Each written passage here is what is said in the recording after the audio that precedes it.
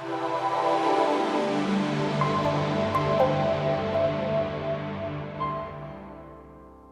Stackers, welcome to today's big interview. We're going to have an awesome discussion with a real estate agent, and I want you to listen up because an agent can be an investor's best friend. They can help find great properties, and they can certainly assist with the negotiations and contract review process and help guide buyers all the way through to the closing table. And Jim, you've been telling me about this super agent for quite some time now, so I'm excited to finally meet her. Yeah, Damon, I got to tell you, we get solicited, probably you the same way, a lot of different ways for different, either people wanting to buy our rental houses, people wanting to partner with us, etc. But for some reason, 18 months ago, 2 years ago, I was able to connect with Miss Abbey Josar, and it has been a fabulous partnership. So I'm just really excited and thankful that she took some time out of her busy schedule of buying and selling houses to come hang out with us and talk a little bit about how a real estate agent, a broker, can partner with an investor. So Abby, thank you so much for being on the show. And would you mind just giving our listeners and students a little bit of intro to who you are and what your story is? Sure. Yeah. Thanks for having me. Also, I'm happy to be here. My intro story is real estate has always been in my family. It's been part of me since I was little. My grandmother and my aunt own a brokerage in Michigan. Going to work with them when I was a kid was always something I loved doing. It just seemed really fun. My grandmother's license plate always said "buy from me." So unfortunately, my route out of high school was veterinary medicine, which was great for me. I love animals, and it was a career that I really loved. But eventually, after 13, 14 years, started to get a little burnt out on managing hospitals. So I had a very good friend from high school. Her name is Ava Petruso. She had been licensed for a long time, and she just kept asking me, "You should get your license," telling me all the time, "You would like it, you'd be good at it, we could be a team." I kind of pushed her off for a couple of years because, again, it's a sales position and I had kids and it's not a guaranteed income. But after a while, I finally just said, "Let's do it." And I did it. And that was in 2016. And we have been partners since and doing great. Top producers. Last year, we were in the 1% of sales at our brokerage in St. Louis. That's awesome. That's awesome. Yeah. So started in 2016. How has 2020 been for you? I mean, so many differences for so many people on a lot of different levels. For you guys, what does that look like? Well, 2020 started off, obviously, we were all very afraid that the housing market was going to completely crash. Everybody was losing their jobs. COVID was preventing people from spending money. And, we were all really afraid of what was going to happen. I don't know how, but that was the exact opposite of what the reality was. So the market is totally insane in St. Louis. It is clearly a seller's market. I think interest rates being low has a lot to do with that, but inventory is low. So I'm 100% the buyer's agent on our team. Ava is 100% the listing agent. We're not completely, we don't have those, ground to us in any way. I can help Jim sell a property if he wants me to. But working as a buyer's agent, it's completely different than being a seller's agent. So, Ava and I list a property and it's sold within 72 hours. And I have buyers that I've been working with for a year now, and we're on our third and fourth contract before we're finally getting comfortable enough to drop certain contingencies and make sure that our offer is ahead of the game, in the stack of offers that people are getting. So 2020 has been surprisingly great. Awesome. Very good. And give our students kind of a view into, you work with investors. Obviously, we work together. You work with, home buyers. What are some of those differences that you think, let's start with you. What is the difference for you working with an investor versus a regular home buyer? I would say the biggest thing for me is with investors, I'm constantly bringing deals to them that are off market. If I'm working with an actual buyer, they're on an MLS portal, they're on Zillow, they're on Trulia or Realtor.com. They can see everything that any other buyer can see. And I'm not going to try and find them, I certainly would give someone an off-market property if it worked well for them. But for the most part, it's usually properties that really need a lot of help. could have a good profit when it's turned around. And that's where investors come into play. Got it. And how do you feel about investors that bring you like stuff from Zillow and using Zillow and on Zillow and sorry, David, Abby cannot stand Zillow. I send her links and I'm like, hey, I want to go check out this house. And she's like, dude, like, you can't even tell anything from this. Or sometimes I'm like, it's not even for sale. Like yeah. it's sold last year. What are you talking about? We were going after a property this last 2 weeks. Was it last week? Last week. And I thought we were in pole position. We ended up losing it, which I'm still heartbroken over. But you could not find this property. I know, me too. That would have been an amazing house. You could not find this property on the Zillow map. Like you would have to put in the exact address to find it. But if you just had, all the right search criteria or no search criteria at all, you couldn't find it. So Abby does have some doubts about the authenticity of all of Zillow's technology.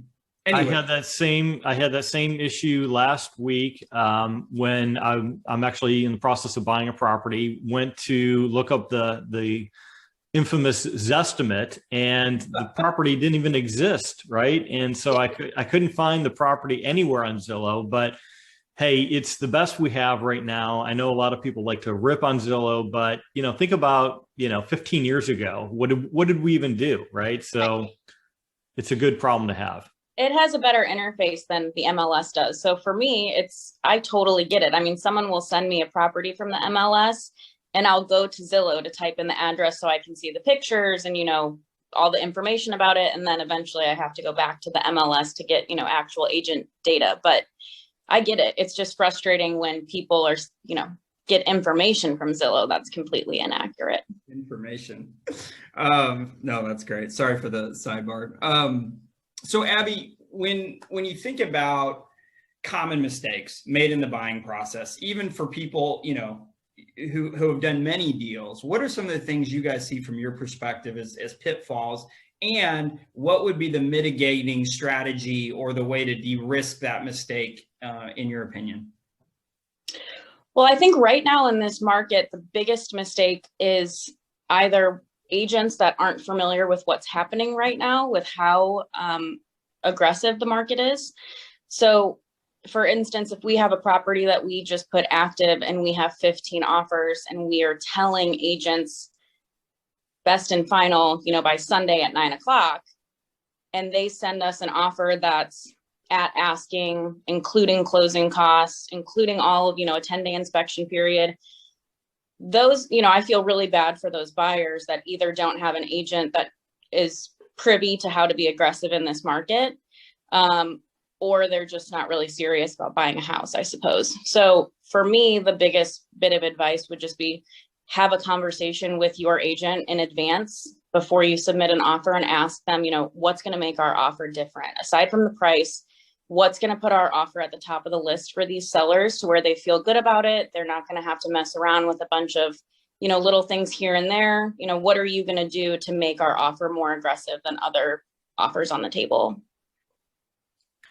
Yeah, Abby, I think that was one of the questions I had. Obviously this is a red hot market right now, and you want to make an offer that stands out, gets noticed, and ultimately is accepted. And can you talk about some of the contingencies that you're seeing that maybe buyers are foregoing in order to get an accepted bid, and what are the risks associated with foregoing, let's say, an inspection or some other things maybe that you're saying? Yeah, so for me personally, my first contingency that I will advise my clients waive is their inspection negotiation phase.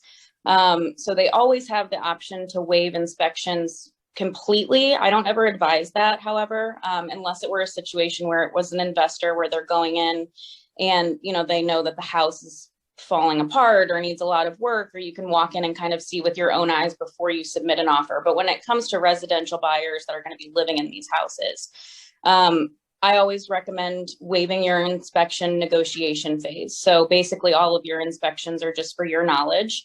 You still have the right to walk away from the sales contract in that appropriate time frame if there is, really big ticket items that scare you, but the negotiation part is gone. And then there's also, depending on the financial status of my buyers, we can get rid of an appraisal rider. So everyone is going in over asking on properties, usually about 10%, sometimes more than the asking price. So having an appraisal rider attached to that, when you're the listing agent, you kind of look at that as, okay, well, you're going to pay me $50,000 over asking, but you're still attaching this appraisal rider. So what happens when it doesn't appraise? So that's a conversation that I have with my clients as well. As we can get rid of that, you have to understand what happens when it doesn't appraise and what position that puts you in, but it will definitely make your offer more aggressive.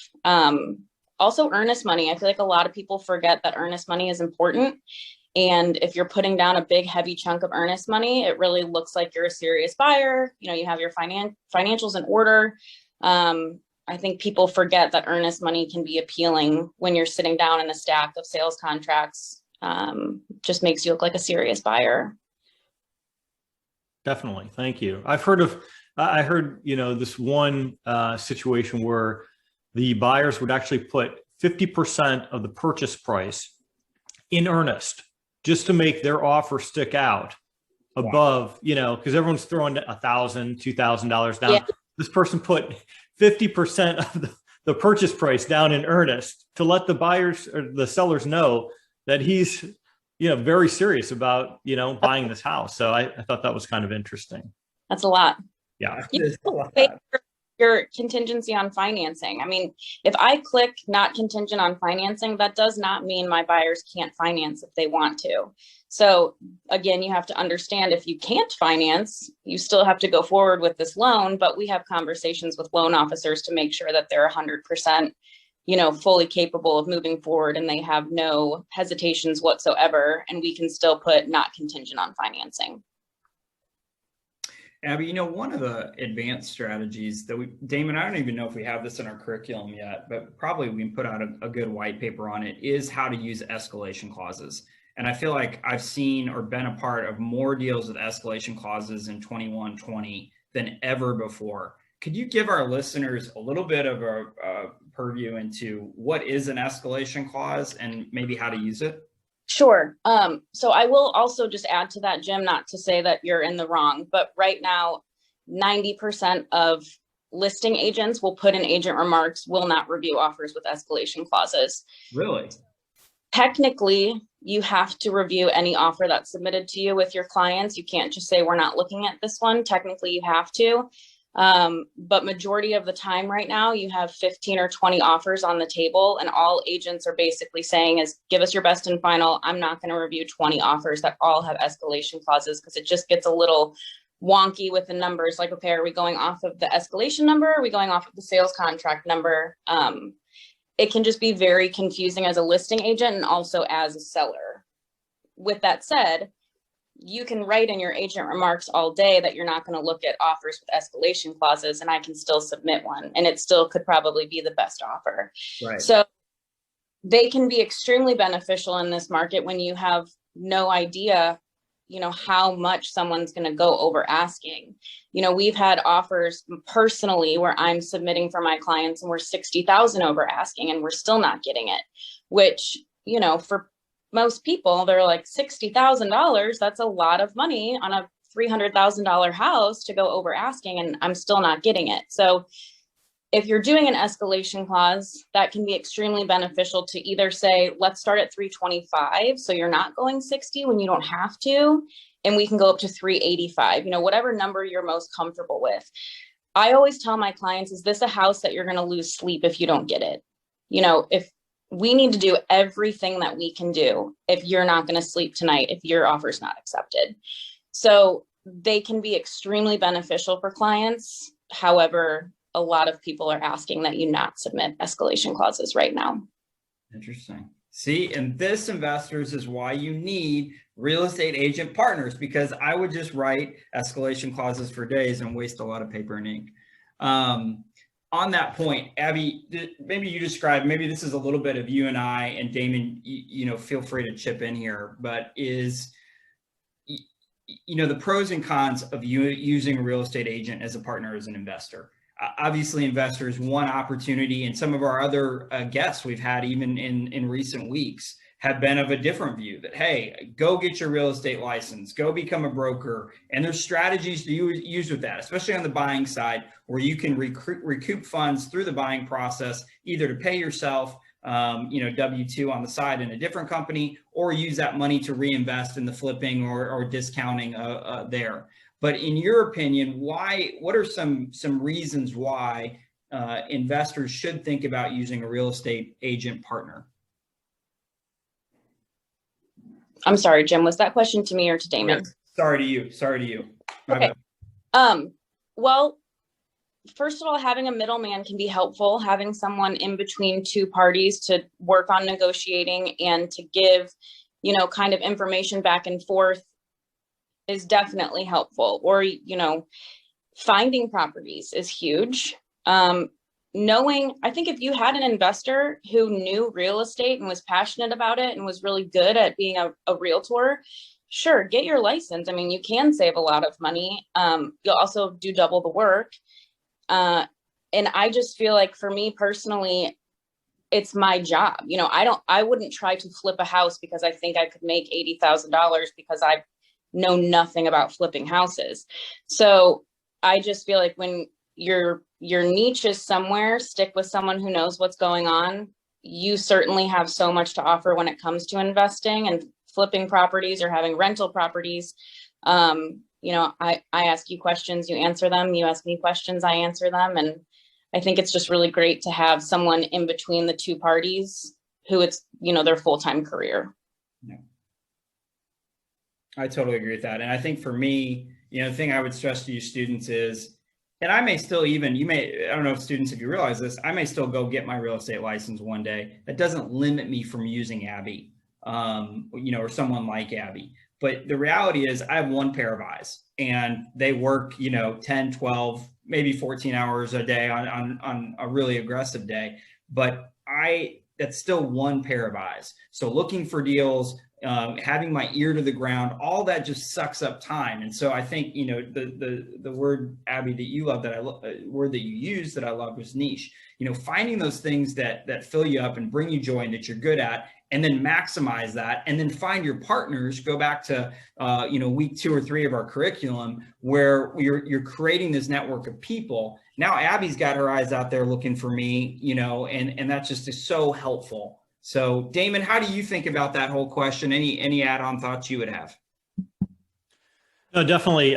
It's one of the reasons why I never pursued getting my license. I've been doing this for close to 10 years now. And, I let professionals who know and study and have their ear to the ground and know the market, let them be professionals in their area. I'm going to be a professional in my own area. And then I'm going to partner with those professionals to help guide me and help guide my decisions throughout the process. I mean, I probably could have saved some money over the years by getting my license, but it's not something that I really ever wanted to pursue because I had my eyes focused on the actual investments themselves and acquiring more property. So I love partnering with folks, and Abbey sounds like a great partner to have there in the St. Louis market.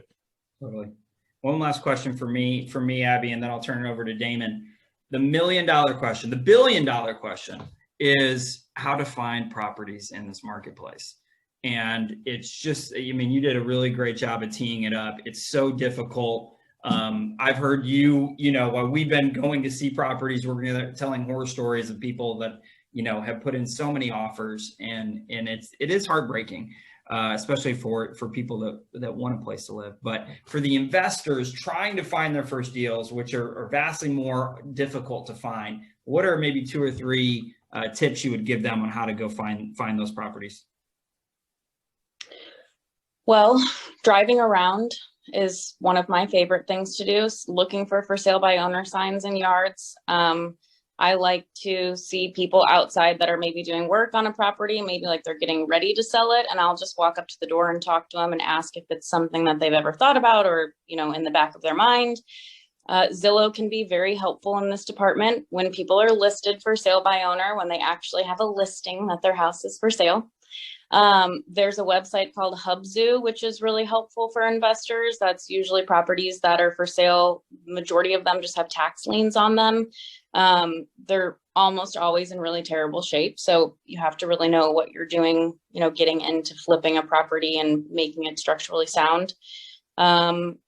And social media. I mean, I'm really not a fan of social media just in general, but when it comes to business, there are so many Facebook groups of people that are, part of investment groups or selling in a neighborhood just on Maplewood's neighborhood page. They'll post their house there before they post it anywhere else. So staying on top of groups, things like that can be really beneficial. And then if you don't mind, if I just add something a little bit to what you asked or you were speaking about earlier, I think it's really important for realtors and investors to understand every investor that I work with has 20 realtors that they work with.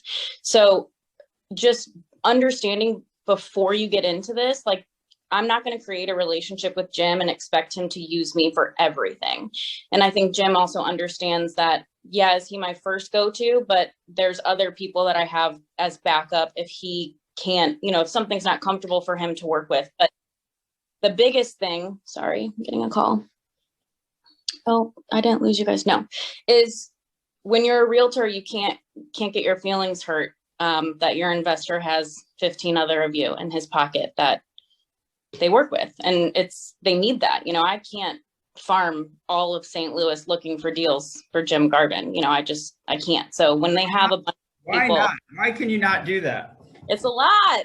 It's a lot. I'll miss stuff and then I'll be sad that you missed it. So, but yeah, sorry, that was kind of off on a side note, but remind me. I'm on my phone doing this because our speakers had a bunch of problems, so my phone calls are coming in. I apologize. You're fine. I think it's a good point. And one of the things I do investors here at our company, well, one of our companies, Front Porch Homes, is we actually, Abby probably doesn't know this, maybe she does. We keep a scorecard of all of the agent partners that we use, and we score them on deals that have been brought, liquidity of deals, profitability of deals, and propensity to close. And Abby and Ava moved up to number 1 on that scorecard. And I don't know if she knows that or not, but I mean, that's, to her point, that we do work with multiple people. It's not personal. It's, great, fabulous, mutually beneficial professional relationship, but also there's ways to also make it a little bit more metric driven and trying to understand who's bringing you value.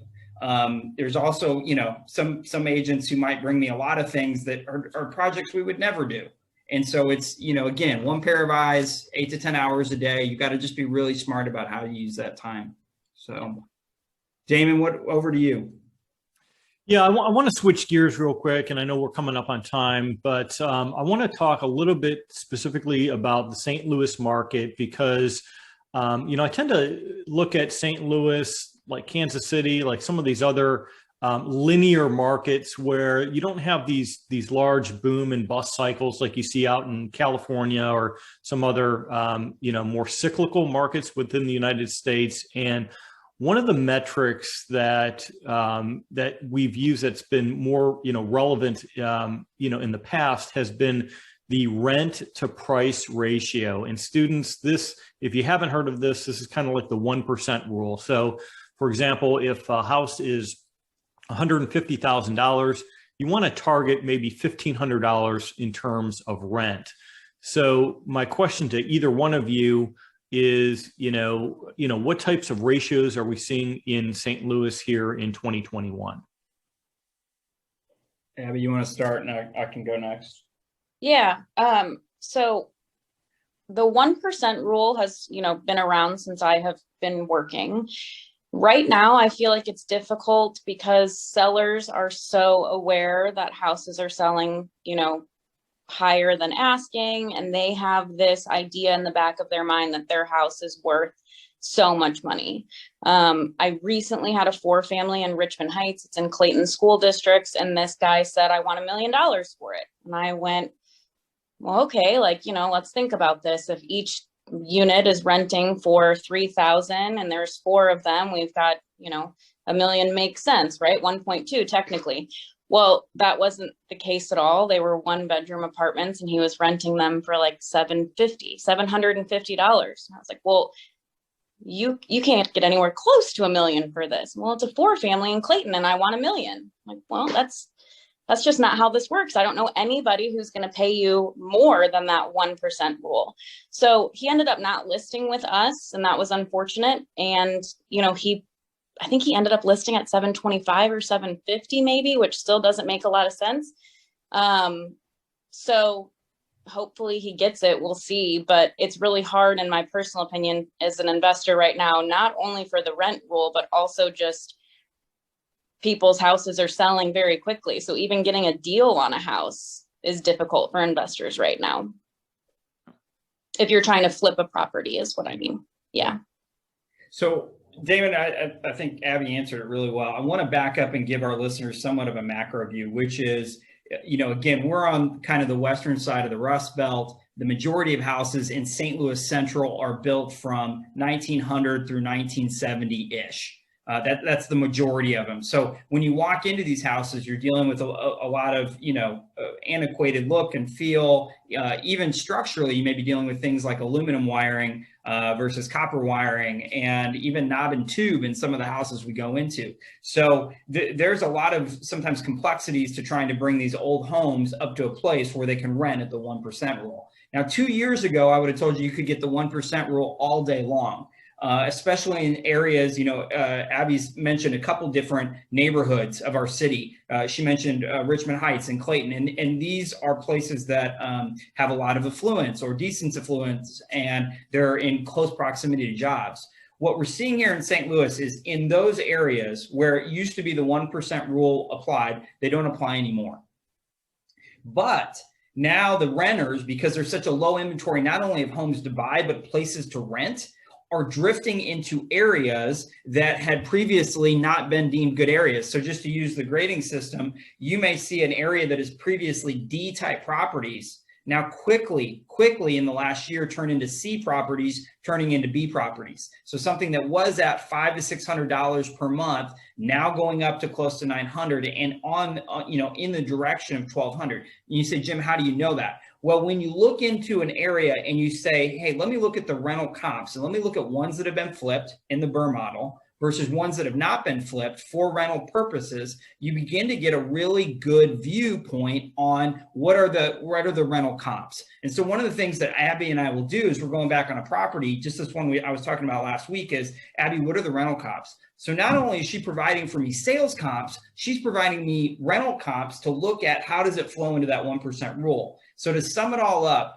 Damon, St. Louis is a great market, I believe, right now. We have a whole tech boom here, which is massively shifting the demographics of our city from average age of 45 to 50 down more into the millennial age of 30s and 20s. There's lots of tech jobs. There's lots of healthcare jobs.